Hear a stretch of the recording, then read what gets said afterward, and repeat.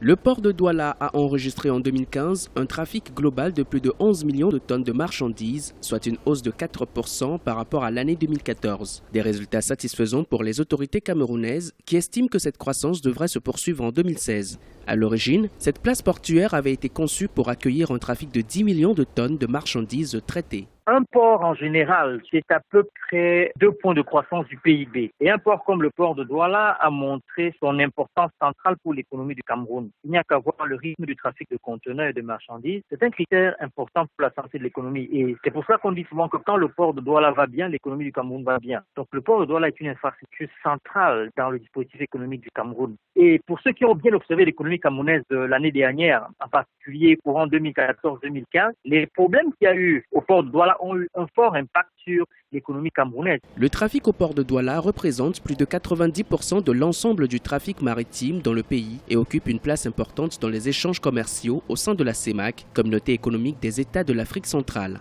Le bilan des activités comptant pour l'année 2015 a également révélé un trafic en hausse au niveau du transit des marchandises en provenance et à destination des pays enclavés, notamment le Tchad et la Centrafrique.